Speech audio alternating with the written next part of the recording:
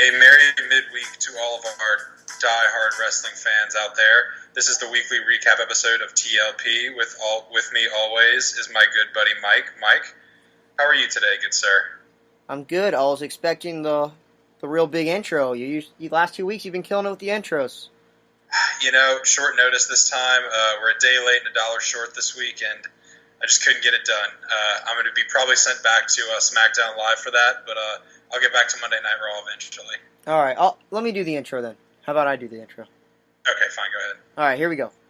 So it's going to be like a play on Carlitos Cabana. All right, this is bad radio, but picture we're surrounded by palm trees, a nice little hammock. I'm tossing an apple in my hands, and you hear the music.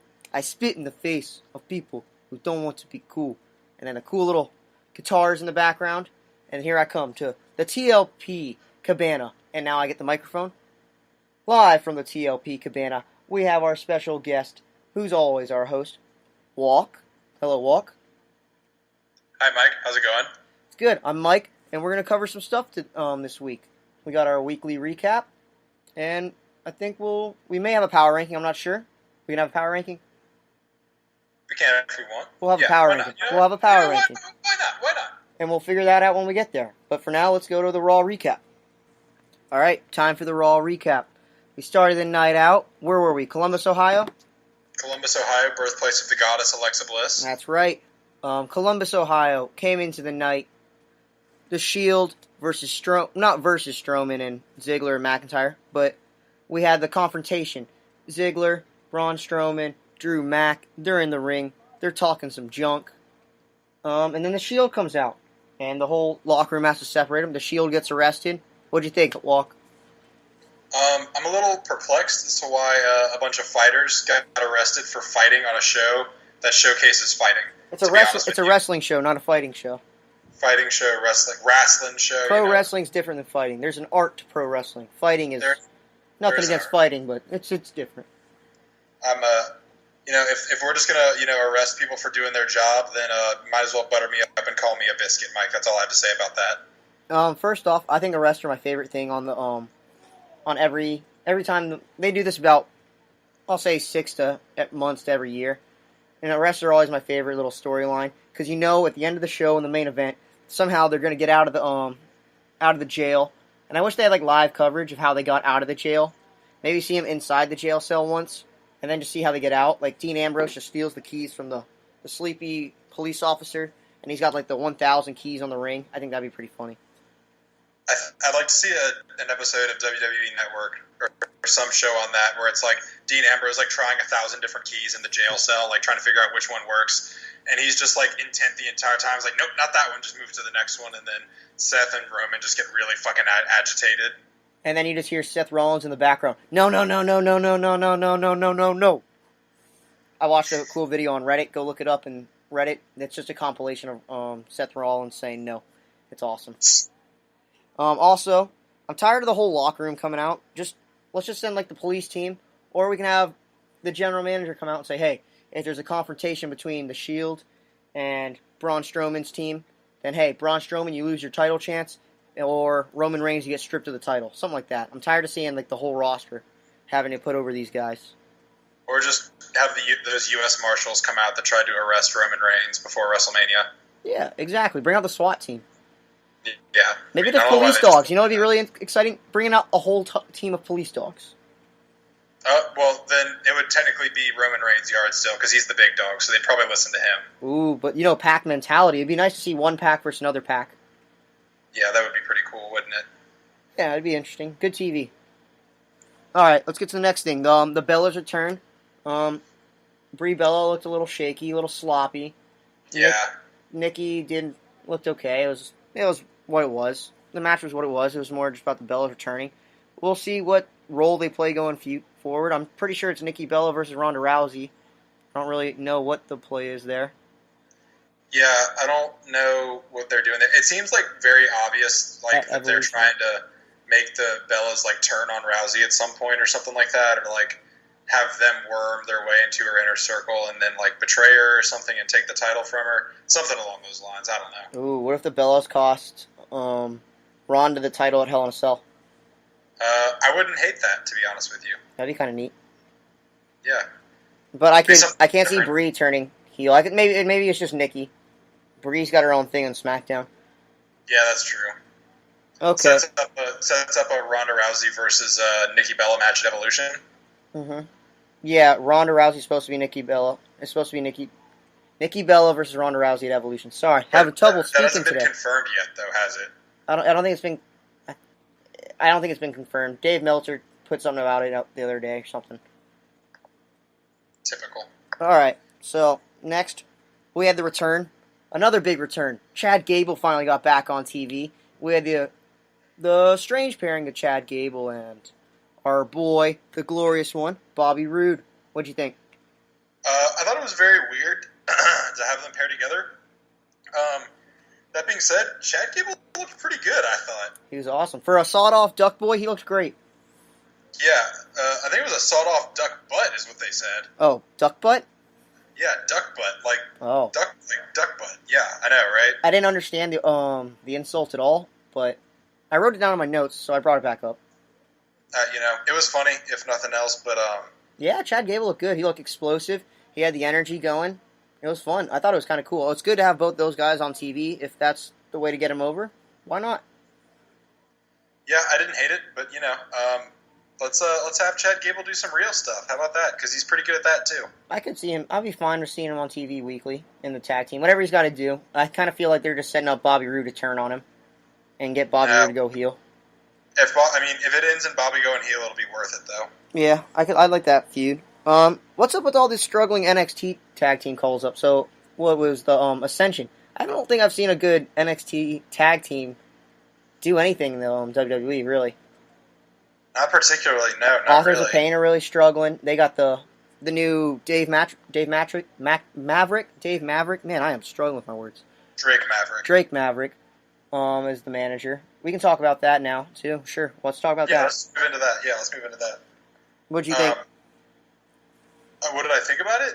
I'm kind of confused why he's in, Riot gear. He kind of reminded me of Kurt Angle when he came out with the Shield and he was wearing the Shield gear. Except he's, 6 inches, shorter than both of them. He's a foot shorter and, 200 pounds smaller. That's kind of comical. Also, I'm really confused why, if this was, a case of WWE being wait, shit, we, fired Paul Ellering, and now we realize that AOP sucks without a manager, so yeah, they need a mouthpiece. We need to get another manager, and they called Paul Ellering, and he was just hey, buddy, fuck you. And then they're all right, we'll just get Drake Maverick then. Maybe we'll get a Paul Ellering link, Paul versus Drake feud. If Paul Ellering wasn't 1,000 years old, I wouldn't mind that. I think it'd make it even better. I've seen plenty of talking about 1,000-year-olds about to wrestle. Let's move on to HBK and Undertaker. How about that for a segue? Oh, good grief! That was a good segue. I like that actually. Yeah, thank you. So HBK made his return to TV. I thought of anything else. It seems like they're setting up Undertaker versus HBK down the line. Maybe WrestleMania. Yeah, I was very confused that they came HBK came out to promote a match about Undertaker and Triple H, and all it really did was make me want to see Taker and HBK. I'm much more excited to see HBK Taker than I am Triple H Taker right now. Right, yeah, and I'm not saying that I necessarily want Shawn Michaels to come back, because I do respect the fact that after his retirement match, he stayed retired, but, I think it's going to be more of Taker keep calling him out until Shawn finally says, all right, one last match, and if I lose, and if I win, and you lose, Taker, you're retired, something like that. Or maybe it's just both of them say, hey, this is our last match. Something like that. Maybe it's a double count out and they just both go away and we never I would love to see HBK take out Taker in Taker's retirement match. We can finally get over that terrible, what was supposed to be his retirement match against Roman Reigns, when that match just went terribly. That match was bad. It was very bad. Taker wasn't healthy and Roman was not over enough and the crowd just kind of despised him. Didn't really give him the full attention he needed. So maybe, HBK can give him the true match he deserves. Yeah, it was not good. Alright, I think I cut... Oh, let's do Dolph and Mac. They won the tag team titles. I thought that was pretty cool. That was some Attitude Era stuff. Yeah, I'm going to be honest with you. I was 100% expecting the Revival to win the tag titles tonight, and I was very confused though why they were going to do that on just like a regular episode of Raw as opposed to the pay-per-view they had. Hell in a Cell in 2 weeks, I believe. Yeah, right. Yeah, at Hell in a Cell, but they didn't, and it was obviously also very clear. Like the second that Baron Corbin was like, "Well, if something were to happen to him," I was like, "All right, well now I already know that Drew and Dolph are about to go win the tag titles," which is cool because I feel like this is setting up. I feel like to where Braun Strowman is going to take the Universal Championship from Roman Reigns at Hell in a Cell, and we're about to get like their heel faction is going to have all the gold. Yeah, I do like the faction. Sorry, I didn't mean to cut you off. Go ahead. Yeah, and I don't hate that at all. Like, I think that'd be you have a lot of cool storylines you can go off of with that. I agree. I think the faction's awesome.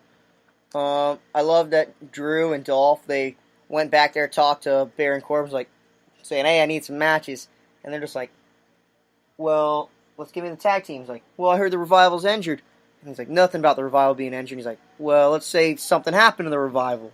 I thought that was kind of cool. It was kind of some Attitude Era stuff. It was cool having we haven't really had a bad guy general manager in a while, so it was kind of cool, the bad guy general manager helping them get their way. Yeah.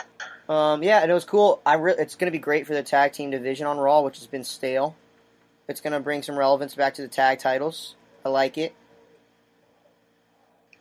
And then this is a long time coming for the B team to lose those titles because they did nothing with them, and I don't know. I thought the match was much more evenly. The B team looked good. They were much more evenly matched. B team looked good. Yeah, they didn't look bad at all, which I was very surprised about. I thought it was going to be a squash, and it wasn't. Yeah. All right. So then, Braun Strowman, Dolph, and Drew, they weren't done. We're not done. The biggest play of the night, the biggest surprise of the night, not the Shield returning with the cop car and the paddy wagon, which is weird enough on itself. Yeah. But yeah, the Shield returns. We're expecting the Shield to get the revenge, and then everyone in the Raw locker room that's a heel decides to come out and just beat up on the Shield. It was crazy. It was real Attitude Era. I didn't expect it. I'm really excited for next week. I have no idea what to think of this. It was awesome. I loved it. And I'm just looking at my TV like, what is going on? I loved it. What do you think? I was shocked and appalled when they threw Seth Rollins into the van off of the stage, and the glass actually shattered. I was like, holy shit. Oh, it was awesome. It was brutal.